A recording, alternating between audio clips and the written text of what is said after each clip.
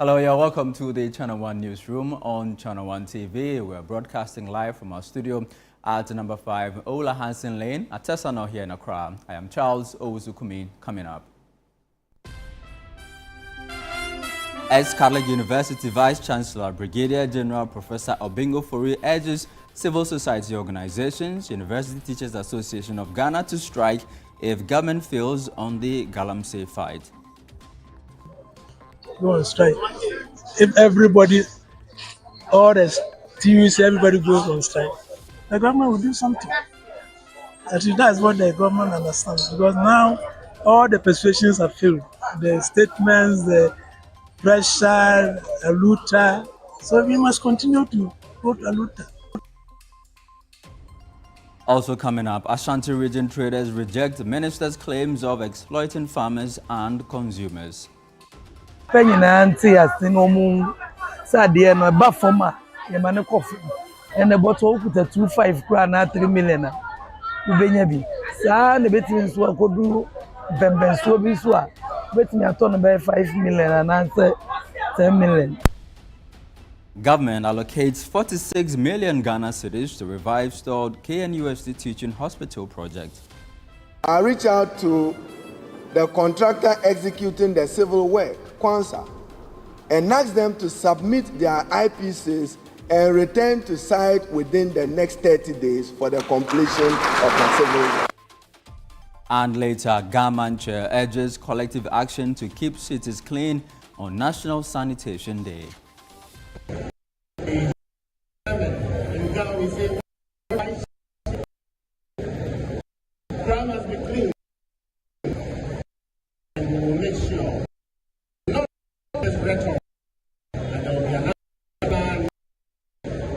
Make sure that Accra is clean.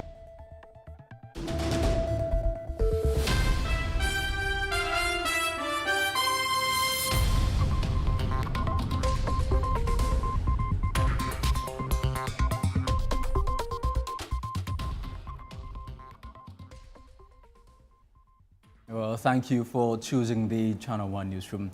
Let's begin the bulletin with illegal mining. And former Deputy Lands Minister Miraku Duka has urged the government to stop politicizing the fight against illegal mining, popularly known as Galamsey, and tackle the menace decisively. He argues that the government's past promises while in opposition, particularly claims that illegal mining could be ended in 2 weeks, are now undermining collective national action, stressing the need for an inclusive approach to eradicate the practice. There's more in the following report. Responding to President John Dramani Maham's recent engagement with civil society organizations on October 3, where the president stated that a state of emergency could only be declared on the advice of security forces, Miraku Duka criticized the comment as being in bad faith and laughable.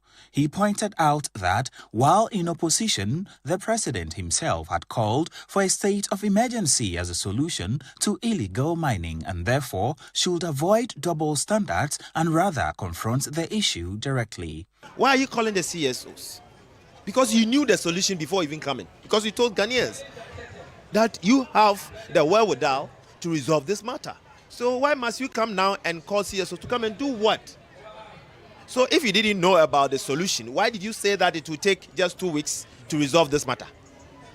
So it's, I'm sort of astonished about the approach. It's just a cover-up. He should just come and apologize to Ghanaians and indicate to Ghanaians that yes, all hands will be needed. The former Deputy Lands Minister also appealed to both government and citizens to desist from politicizing the Galamsey fight, stressing that partisan divisions have long frustrated meaningful progress. And indicate to Ghanaians that yes, all hands will be needed and resolve this matter dispassionately. We need to do away with politics. Today I'm in opposition, and because I'm in opposition, I wouldn't stand here and rant and say that Mahama is a Galamsey. I wouldn't do that. That's the least, as a responsible person, must say. He's not. He's the president. If he wants to mine, he has the impetus to let the minister sign a concession for any of his allies to do it for him. But I don't think he'll be interested. So I wouldn't tag him as a galamseya. But we must be responsible as Ghanaians going forward.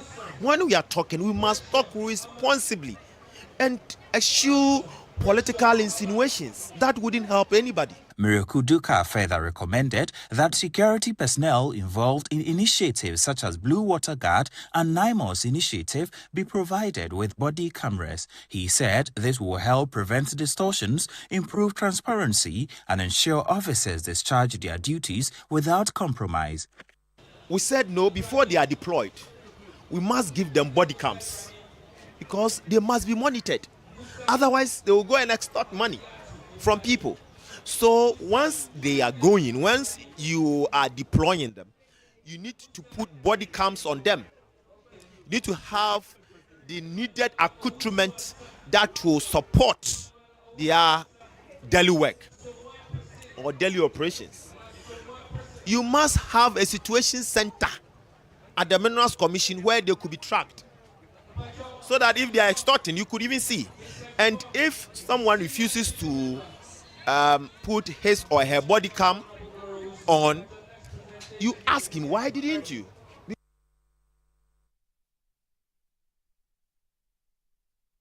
Well, let's stay with the subject of illegal mining. Chancellor of the Catholic University of Ghana, Brigadier General Professor Daniel Obing-Ofori, has urged civil society organizations, the University Teachers Association of Ghana, and other stakeholders to consider a nationwide strike if the government fails to take decisive action against illegal mining. He says that persuasion alone has not yielded results, adding that drastic measures such as a strike may compel the president to take urgent action to tackle the menace. As the national conversation on illegal mining continues, CSOs recently engaged President John Dramani Mahama on a roadmap to confront the crisis. However, Brigadier General Sir Professor Ofori insists that UTAG, the Trade Union Congress, TUC, and other key groups should be prepared to escalate their pressure with strike, which he believes could force the government into taking critical decisions to halt the destruction caused by galamsey. He lamented the severe damage illegal mining is causing to water bodies and called on citizens to sustain pressure on authorities to act. Very soon they may have to go on strike. If everybody, all the TUC, everybody goes on strike, the government will do something. Actually, that's what the government understands, because now all the persuasions have failed. The statements, the pressure, Aluta. So we must continue to vote Aluta. We must. All citizens, not only FC. If they know that everybody is involved, everybody is fighting for it, I think they will change their mind. And so everybody, all citizens, from the child to the school children, everybody must see it as a duty, because it's the way they are destroying the water bodies, the environment. It's a very serious matter that we shouldn't take it for granted. So for me, everybody must be involved. Meanwhile, Supreme Subordinate Commandery President of the Knights of St. John International, Major General William Edmond Ejay, has also urged the government to move beyond rhetoric and implement concrete measures against galamsey. He encouraged the president to adopt proposals made by the Ghana Catholic Bishops' Conference, religious groups, CSOs, and academia, including calls for a declaration of a state of emergency in affected areas rather than relying on prolonged engagements. Let me be very honest with you. Where we have gotten to in the fight against galamsey, it is not talk matter. It is action. And I don't believe that anybody in government does not know what must be done. Do you need a meeting like that to know what must be done? I don't think so. But all said and done, I respect the government for that initiative. I pray and hope that it will not be another talk shop, and that whatever the bishops and the other lay organizations bring out, the government will take it in good faith and action it. What is important now is action, not talk. Meanwhile, the Judiciary has been urged to adopt a tougher stance against illegal mining as Ghana grapples with its grave social, environmental, and economic impact. The call came during the opening service of the 68th legal year in Accra, where the Anglican Bishop of Accra, Right Reverend Dr. Daniel Toto, stressed the need for stronger leadership to tackle the menace. Although government has maintained that the Galamsey crisis do not merit a state of emergency, the practice continue to wreak havoc on communities and ecosystems. At the Holy Trinity Cathedral in Accra, Right Reverend Dr. Daniel S.M. Toto urged the judiciary to demonstrate greater firmness than other state institutions in confronting illegal mining. What is justice if our children must drink chemicals instead of potable water? What is justice? The citizens can no longer enjoy their Montgomery because it is poisoned with mercury. Courts, law enforcement, and leaders must defend the environment with fairness. For creation cries out for justice. My brothers and sisters, you have a responsibility to use your gun, your wits, and your values to protect God's creation. To responsible stewards, represent all Ghana and protect it zealously. Don't let this fight for the clergy only, the media, and the CSOs, but be also vocal in the fight. If the other arms of government chose to play politics, you can say, as the judiciary, make a difference to our leadership in ending this menace. Corruption, he cautioned, remains a major threat, draining resources and undermining national development. Every city stolen is a classroom unbuilt. The hospital bed unavailable, a road left broken or with manholes and potholes. Corruption is not just theft, it's a violence against the poor. It mocks the sacrifice of honest citizens and undermines the very legitimacy of justice. Youth unemployment and crime. While young people are restless, not because they lack talent, but because they lack opportunity, many turn to crime, fraud, or social media hate messages because they feel invisible to the system. Leadership must balance fairness with mercy, offering accountability but also redemption. A nation that redeems her youth secures her future. For his part, Acting Chief Justice Paul Bafo-Boni reiterated the judiciary's resolve to make justice delivery more accessible to all Ghanaians. Double our efforts in three key areas: accessibility, efficiency, and integrity. Accessibility means that no Ghanaian, regardless of social or economic standing, should be denied justice. Efficiency means that justice delayed must not become justice denied. Our processes must be timely and effective. Integrity means that our decisions and conduct must inspire confidence, for without trust, no system of justice can endure. The 2025-2026 legal year is being observed under the theme Building the Pillars of Justice Delivery through Leadership, Innovation and Technology.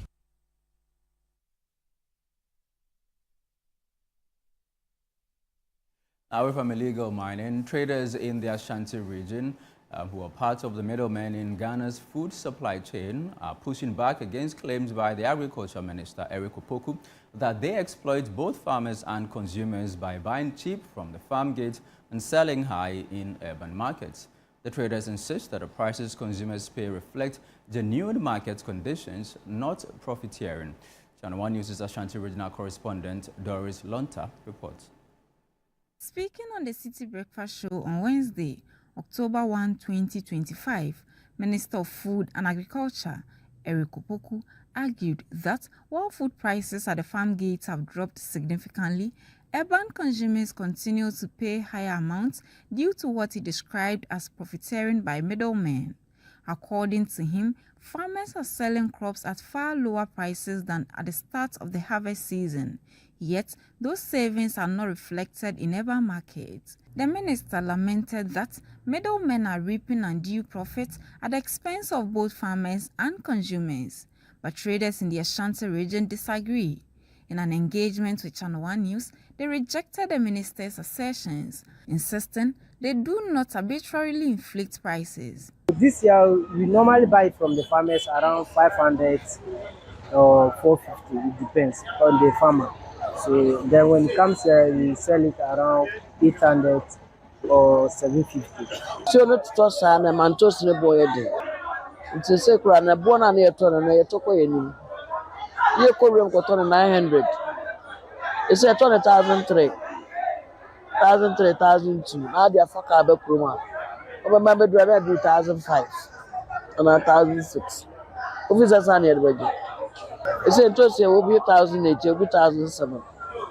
Nipa nyinaa nte ase no mu sade no ba foma ye mane coffee and the bottle okuta 25 kra na 3 million na ubenya bi saa na betimi nso akodu bembenso bi so a betimi ato no by 5 million na 10 million. The traders explained that their pricing reflects real challenges in the trade, including transportation costs, post-harvest losses, and rising market charges, which they say government must also address. Yanya Maya Ojomuya, any sponsor for Momuya Jumano.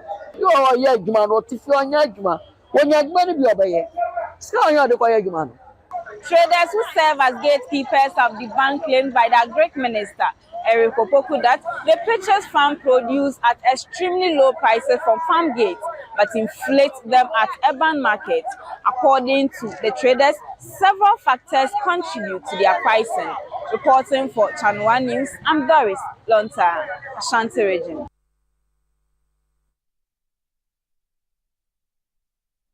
You are still watching the Channel One Newsroom here on Channel One TV. Still ahead.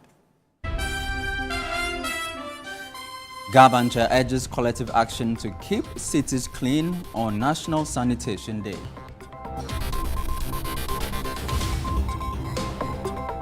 We have details in a bit. Please stay with us.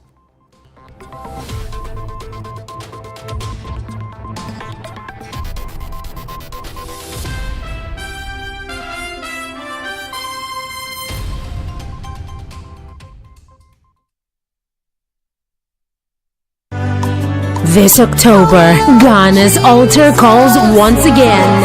After 7 unforgettable years, the 8th edition of Women in Worship arrives with a divine charge. Celebrating his faithfulness, minstrels Ada Ehi, Rabna Tomi Favored, Keepers Music, Ikiaserwa Bonsu, and many more will gather at Perez Dome on October 5th. Grab your tickets now. Regular 100 Ghana cedis, VIP 200 Ghana cedis plus beverage. Grab it online via Ego Tickets or www.eventpaddy.com. Short code USSD *713 *33 *30# or call Ticket Hotline 0248 810 396 or 0544 124 567. Tickets are available at Airport Shell, Hacho Shell, Bachana Total, Perez Dome, and more. Sponsors, media partners.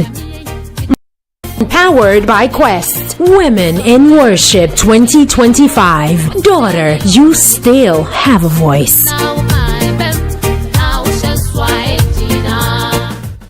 Good evening and welcome to the greatest show on earth. This is a people's game. They will be bubbling about this one for weeks and months to come. Let's go! Lights, camera, action. Put your mind to it, look the lights of children. It's on SuperSport all season long. Pay your subscription today. Dial *759#. Available on DSTV and GoTV.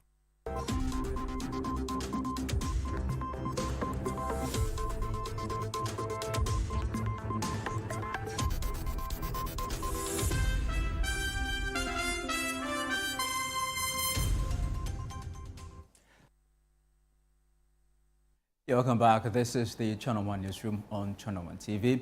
Let's do some more stories now. And the Gamanche King Takite Kochu II has called for collaborative efforts to maintain cleanliness across the country, particularly in the cities. According to him, the responsibility of keeping cities clean should not rest solely on the government. He made this known when he joined a team from the Ministry of Local Government and the Accra Metropolitan Assembly to mark National Sanitation Day on October 4. King Takite Kochu II urged Ghanaians to adopt a new mindset towards cleanliness as the nation observed the maiden edition of the National Sanitation Day cleanup exercise. Speaking to the media ahead of the event, the Gamanche stressed that cleanliness is next to godliness, stressing that the campaign seeks to position Accra as one of the cleanest cities in Africa.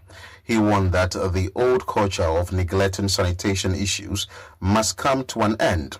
He also directed that all shops remain closed during the exercise to ensure maximum participation from the public. Today, we are mounting a campaign of cleanliness to make Accra one of the cleanest cities in the sub-region, in the whole of Africa.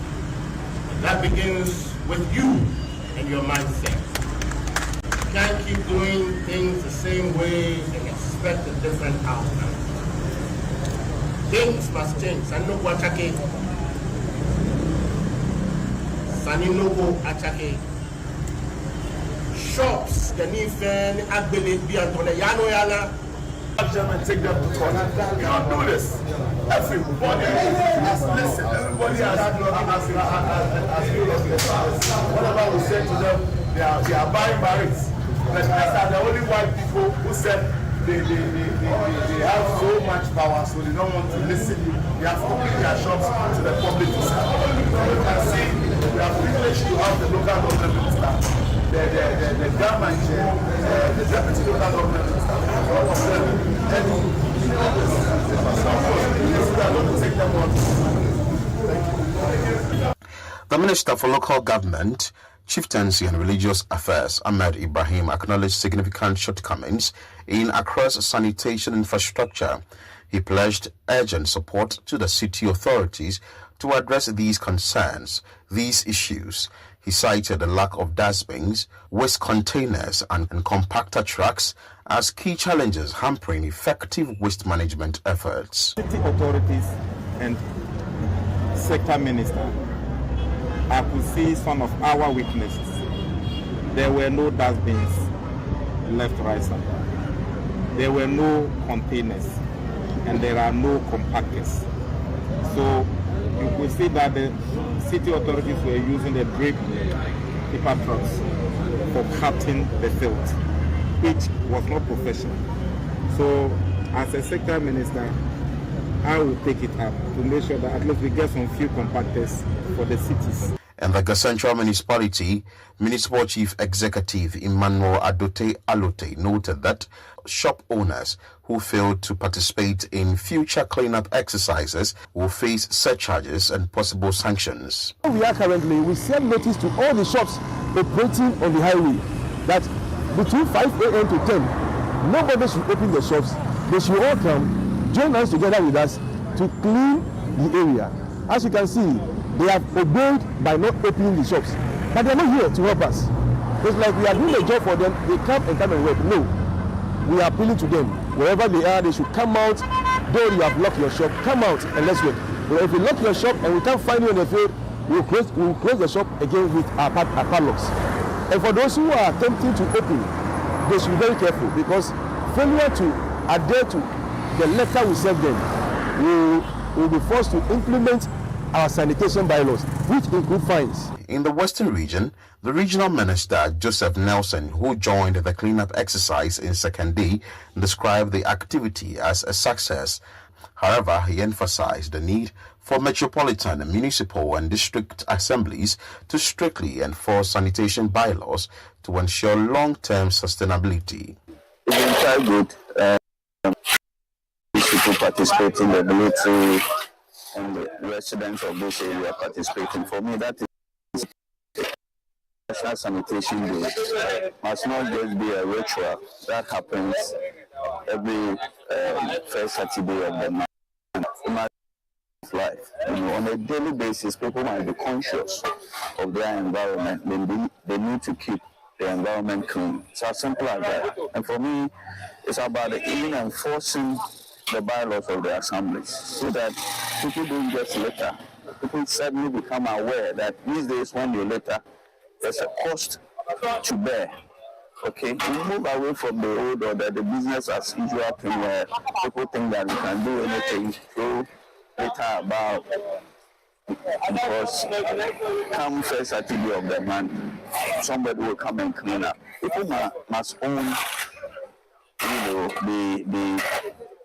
that responsibility to clean the environment. They must own it. In Yendi, the cleanup exercise covered the entire township, including the city center, old and new markets, gutters and lorry stations. By the end of the exercise, the municipality was visibly cleaner, with the gutters dredged to prevent flooding during heavy rains. The municipal chief executive for Yendi, Muniru Sugri, encouraged residents to actively participate in future sanitation efforts to maintain the progress made. Bylaws that is already in place dealing with sanitation and then defaulters. Then what we need is just enforcement of the bylaws. And some of the bylaws is that you must always clean around your environment. Whenever there is a call for national exercise like this, you must come out and participate. Even if it is that you are fine loitering around and your vicinity is full of deaths.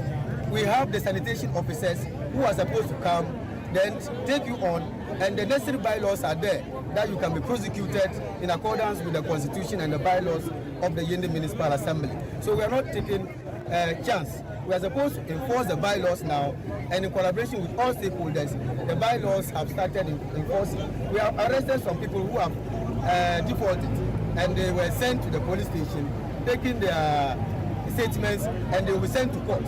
And I'm sending a word of caution to everybody that we will not, and as a leader of the assembly, I will not go and then protect and prevent the law to take its course.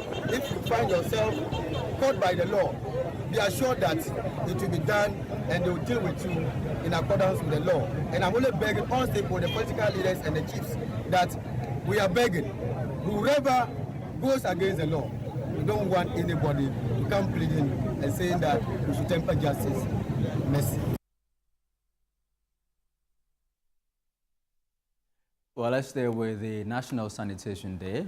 We're joined via Zoom by the Public Relations Officer of the Accra Metropolitan Assembly, Gilbert Ankara, to help us assess today's exercise. Thank you very much, Gilbert, for joining us here on the Channel One Newsroom. I mean, what is your impression of today's exercise, especially public participation here in Accra? Thank you very much for the opportunity. If you look at what happened today, from dignitaries who were present, including Gamante Kintakite Kutu, the Minister for Local Government, and his deputy, Mayor himself, MC for Kroli Klote. The participation was quite impressive. And if you look at how people came out to support the exercise. So for us as a city, it was very successful. In as much as the minister identified a couple of challenges he assured. President, His Excellency John Dramani Mahama, is putting measures to ensure that logistics are being provided.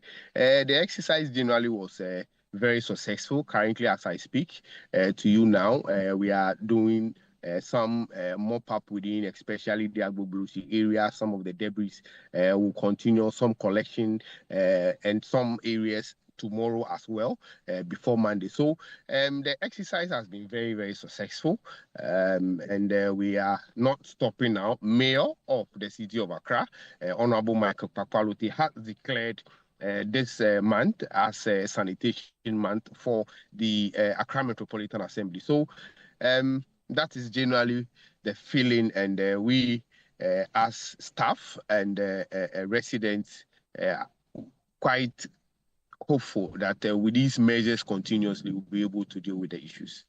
Well, Gilbert, I'm sure, I mean, for an exercise of this nature, I mean, there were some challenges you faced. What were these challenges you encountered as you embarked on this National Sanitation Day exercise? What we noticed was that there were a couple of some shop owners who had opened their shops, and quickly we had sanitation officers, public health officers moving in to deal with them, issue sermons, and they will be arraigned before court on Monday. Aside that, in as much as you see that a lot more of the refuse has been collected. Don't forget that the litter we find around are all, let me say, they represent human beings. So there were some of the areas where cleaning has happened already, but you see a couple of litters there. So as part of MOPAP, all those litters will be cleared. And just as I'm saying, that was one of the challenges. If you also look at some of the challenges the Minister for Local Government identified, we need more compactor trucks to be able to do the collection. Aside compactor trucks, we need more let me say, the equipment they use in dredging or desilting the drains periodically. So Minister has identified some of these challenges, and we are hopeful that with the government support, don't forget that the President, His Excellency John Dramani Mahama, once again launched this very exercise. So with these challenges, notwithstanding, as a city, we are also putting in efforts to ensure that we deal with the issues of sanitation in the city. Now, aside the national exercise every first Saturday of every month, how do we ensure that cleanliness becomes a part and parcel of the lives of the people? I mean, becomes a daily affair? Education is very, very important. And over the years, we've embarked on education to let people understand that they don't litter. But it's still ongoing. In as much as we believe that people must be aware, enforcement also plays an important role. And if you look at what Mayor Honorable Michael Kwakwalote is doing with respect to enforcement. Currently, our sanitation court is operational, and just as I said, a couple of the offenders will be sent to the court on Monday. Aside that, we've also embarked on some prosecutions. So public health officers are going to intensify their activities. From Monday, what is going to happen is that if you find yourself in an environment, you have a shop, and in front of your shop, you were not able to partake in the cleanup exercise, they are going to come back on Monday. And if those areas are still untidy, sermons will be issued, and immediately those offenders will be arrested and sent to the sanitation court for prosecution.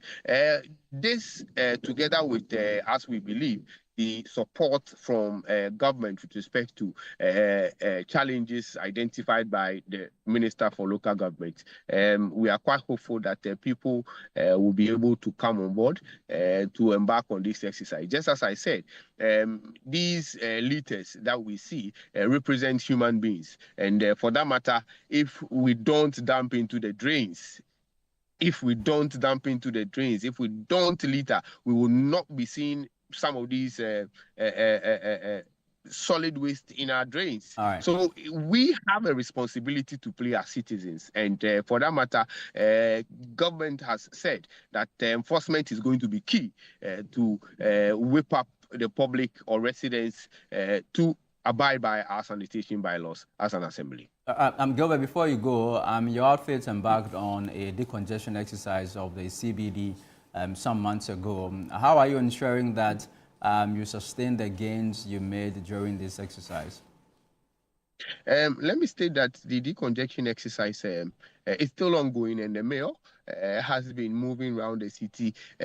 Prior to this exercise, he led public sensitization, and as part of the exercise, we were enforcing the red line policy, ensuring that people who are on the streets are moved by our task force and fined and all that. Even vehicles who have not parked at designated areas, commercial vehicles, we are dealing with them. So the issue of decongestion is still ongoing, enforcement is still ongoing, but currently, just as we all know, the traders are complying. At some areas, there are some areas where we also have our task force moving in periodically to ensure law and order. So we are hoping that, coupled with that, with the establishment of more markets, will be able to sustain the gains of the decongestion exercise. All right, thank you very much, Gilbert Ankra. Gilbert is the Public Relations Officer of the Accra Metropolitan Assembly. Well, this is still the Channel 1 Newsroom here on Channel 1 TV, still to come. Government allocates 46 million cedis to revive stalled KNUST teaching hospital project. We'll be back in a jiffy. Please don't go away.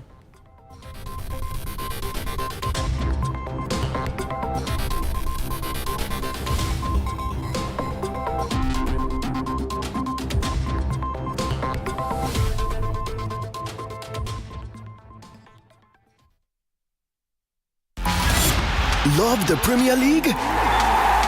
Your DSTV premium subscription could get you there in real life, Charlie. Stay connected for your chance to watch the Premier League live. Man U versus Man City at Old Trafford, or Arsenal versus Man U in London. Stay connected to score with DSTV Premium.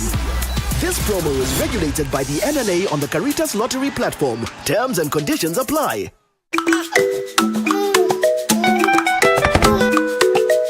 How may I help you today? We'd like to open a bank account.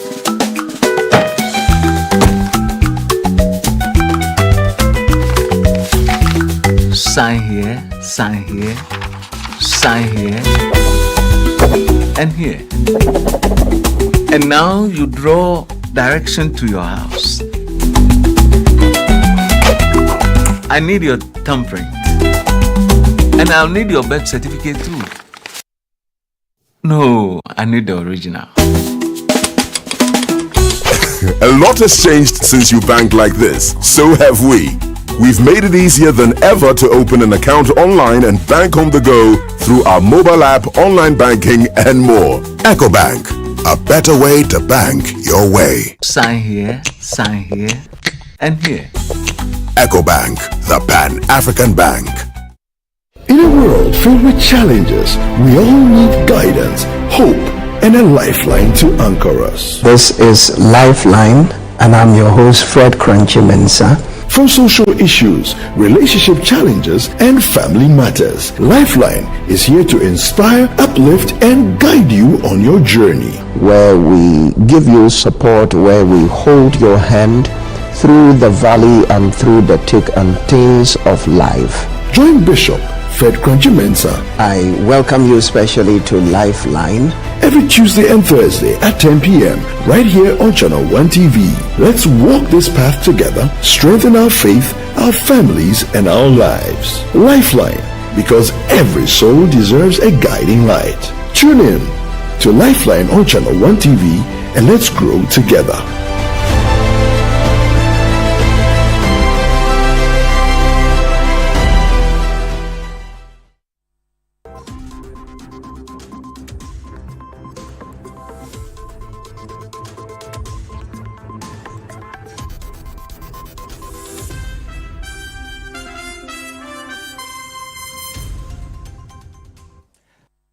Thank you for staying with us here on the Channel 1 Newsroom. Now, the Parliamentary Committee on Information and Communication has announced plans to review existing laws regulating state agencies under the Ministry of Communications digital technology and innovations. Now, this was reviewed by Committee Chair Dr. Abednego Bandim during a working visit to these agencies. Channel 1 News' Jude Duncan accompanied the delegation and filed this report. The Information and Communication Committee of Parliament embarked on a working visit to state institutions under the Ministry of Communication, Digital Technology and Innovations.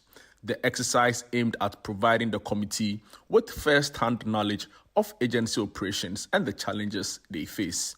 The week-long tour commenced with a meeting with the Sector Minister Samuel Nate George, who outlined the ministry's policy direction and updated the committee on critical issues, including the ongoing DSTV pricing negotiations with MultiChoice Ghana. We've provided insights on a wide range of topics, from quality of service to service availability, issues on the merger between AT and Telecel, our legislative work, the review of legislative work that we're working on, and the DTT infrastructure.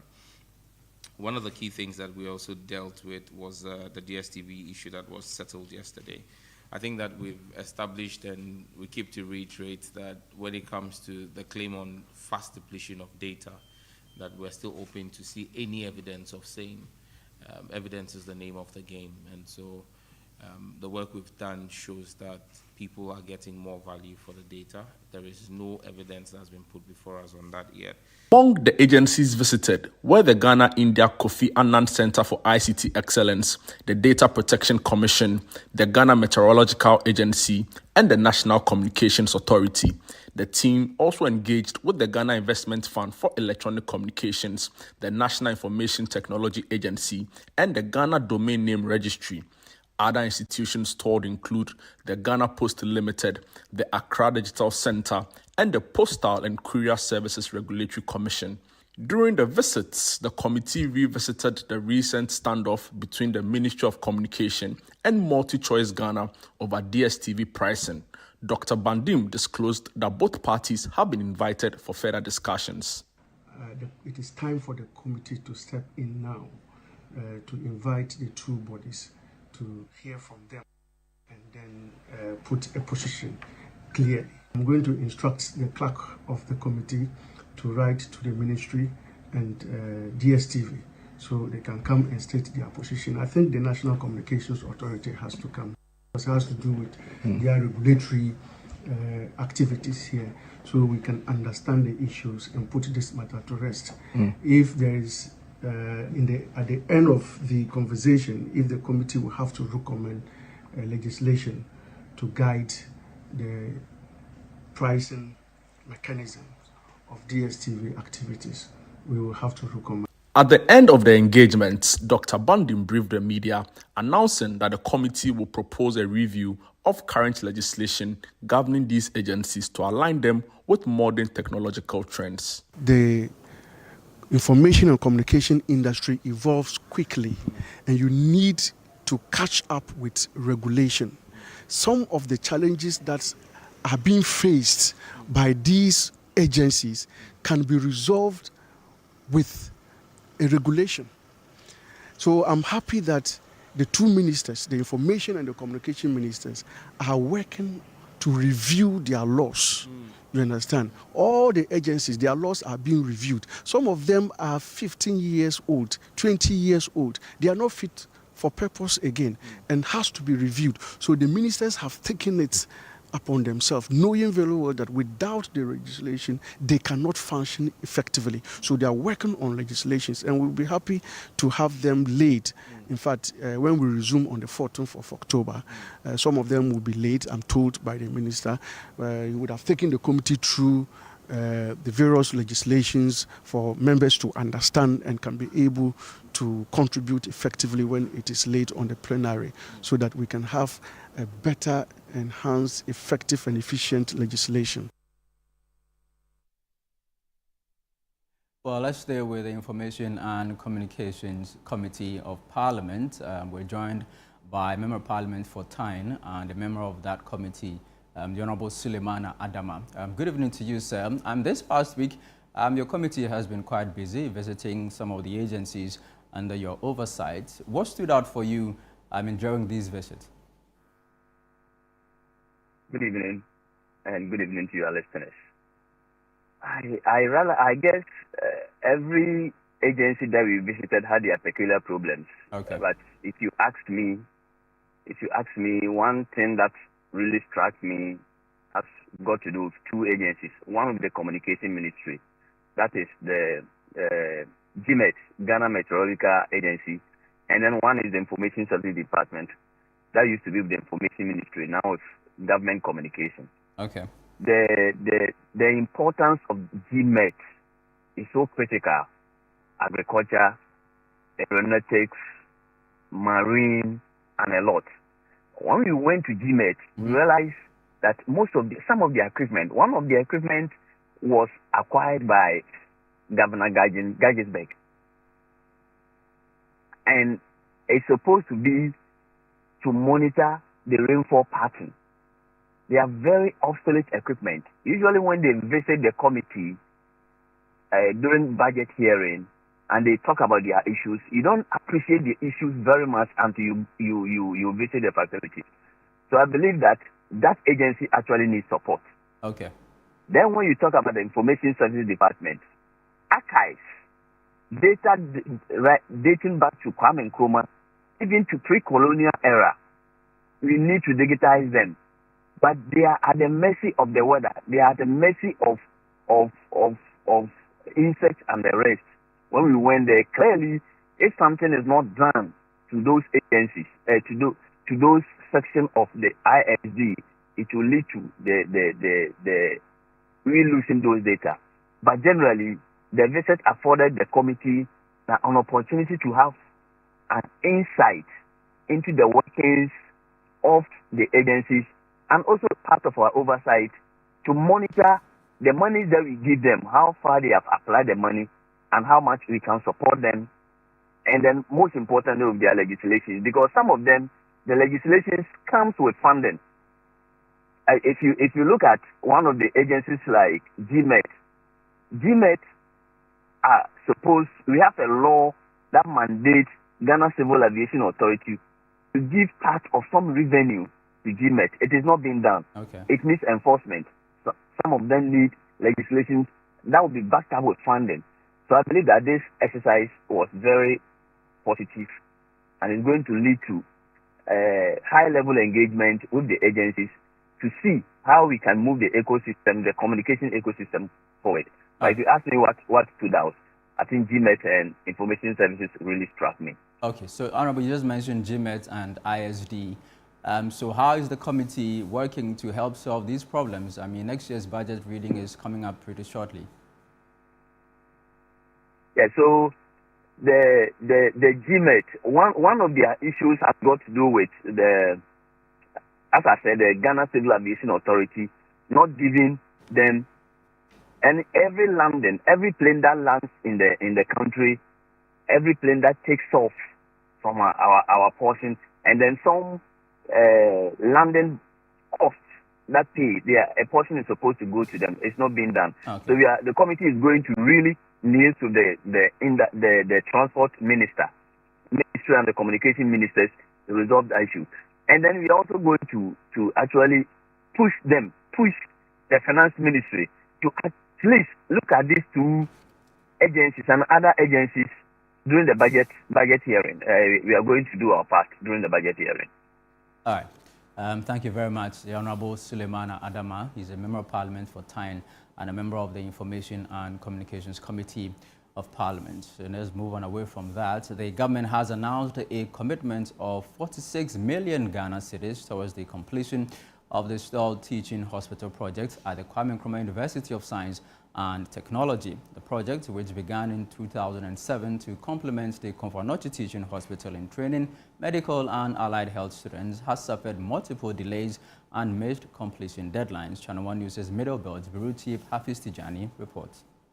Nearly 2 decades since construction started, the KNUST Teaching Hospital remains incomplete despite significant progress made on the facility undertaken by the College of Architecture and Planning at KNUST with funding support from the university and the Ghana Education Trust Fund Get Fund, the hospital is expected to boost academic training, particularly for medical students. In June this year, KNUST Chancellor Otumfuo Osei-Tutu II appealed to government to make the project a priority. Speaking at a grand debate marking the climax of the School of Medical Sciences 50th anniversary, Education Minister Haruna Idrisu pledged government's commitment to seeing the facility through to completion.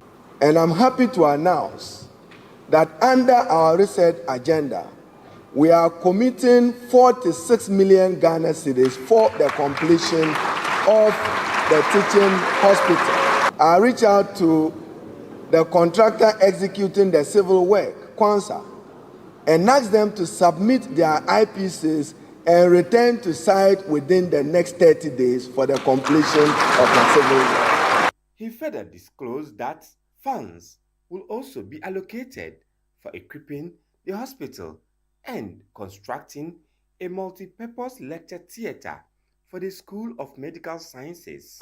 President Mahama have also requested me through the GET Fund to additionally commit $38 million for the equipping of the teaching hospital. That will be part of the 2025 to 2026 formula of the GET Fund. I have instructed the administrator of the GET Fund. I'm structuring the expenditure for UST because I have an onerous responsibility to be fair to other institutions of higher learning. So 46 plus 38 is this year done. Into our 2027 formula, we will do 2 of the multi-purpose lecture theater for you at $10 million US. The 71-acre facility will house a cardiothoracic and neurosurgical center, diagnostic and laboratory units, morgue, administration, and outpatient department blocks, wards, a security post, and a laundry unit, among other amenities. The Ghana Medical Association has expressed optimism that the completion of the project will strengthen the training of doctors and other medical professionals. For me, it's a very big welcoming news, and I think that it's high time we are able to do something like that, because if you look at the number of people who want to actually go to medical schools and the avenues that are available, it is quite small. So you have a lot more people who are disappointed because that is a dream that they would have loved to pursue. And beyond that, I think we still need a lot of doctors in the country so that we will be able to ensure that at every corner you go, every facility you attend, you have a qualified medical doctor attending to you. So I see this as a very good news, and I'm hoping and praying that things are facilitated so that the promise comes to pass very, very soon. The Dean of the School of Medical Sciences also urged government to continue investing in medical education, while a representative of the Asantehene called for more efforts to enhance the sector. Minister of Education, I speak to you not just as a team, but as a citizen who sees the urgency daily. If we do not invest boldly now, Ghana will not have the doctors it needs in the years ahead. We need your leadership to drive policy that expands medical education. We need your commitment to innovative financing that will help to expand our teaching sites. The debate was held under the theme, A Glance at the Past, a glimpse into the future. Officials of the School of Medical Sciences at the Kwame Nkrumah University of Science and Technology say government's pledge to complete key infrastructure projects in the sector will help boost the training of medical professionals in the country. Hafiz Tijani, Channel 1 News, Kumasi, Ashanti region. Now, former Second Lady Samira Bawumia has encouraged first-year senior high school students to take full advantage of the free senior high school program and aim for academic excellence. She has also rallied new Patriotic Party delegates to back Dr. Mahmoud Bawumia as flag bearer. Her remarks came at an event in Trobo, where MP Gloria Owusu donated essential school supplies to BEC graduates. Channel 1 News' Samuel Akom reports. Although government-free senior high school and other education initiatives have eased access to secondary education, many parents continue to struggle with providing basic items like mattresses, school bags, and books for their wards as they enter senior high school. To bridge this gap, Trobo MP Gloria Owusu presented essential items to BEC graduates who scored between aggregate 6 and 12 at a ceremony attended by traditional leaders, former Deputy Lands Minister Miracle Duka and former Second Lady Samira Baumia. Speaking to Channel 1 News, Gloria also stressed that all barriers to education must be removed to give every child the chance to excel academically and contribute to national development. A lot of parents are facing financial problems. Their children get better grades, but it is very difficult for them to provide for them. So I took it upon myself to support students and parents in our constituency to get them provisions, school bags and mattress to support them to go to school. The MP also revealed she has sponsored about 20 young people from her constituency to pursue vocational training in Russia, preparing them for employment and self-reliance. Giving 20 scholarships to age 18 to 22. They are in Russia now learning, and I'm trying my best. You know, we are in opposition. Opposition party is not easy for me, but I'm trying my best to help the youth in my constituency. Former Second Lady Samira Baumia urged the new SHS student to make the most of the free senior high school policy and remain committed to excellence in their studies. Our young students, today is a special day for you. This support is in recognition of your efforts.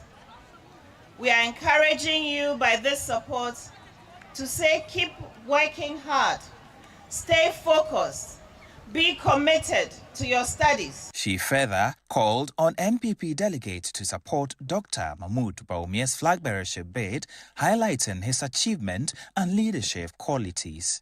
Mira. Yes. Mira. His Excellency, Dr. Mahmoud Baumia.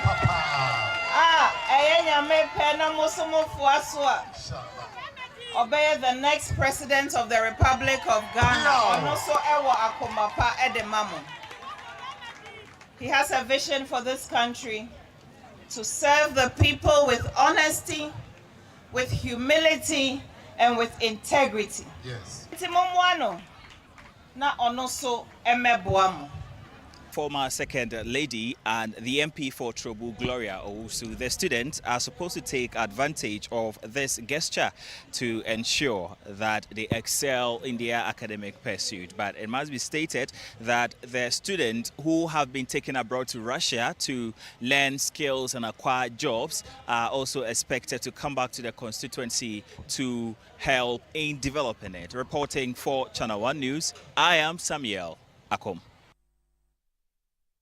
Well, that'll be all for today's Channel 1 Newsroom here on Channel 1 TV. Do visit our website, channel1newsonline.com, for more information on our top stories and more.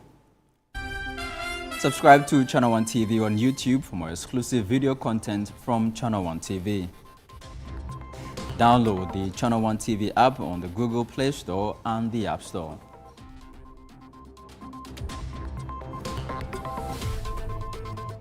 I am Charles Osukumi. Thank you for watching.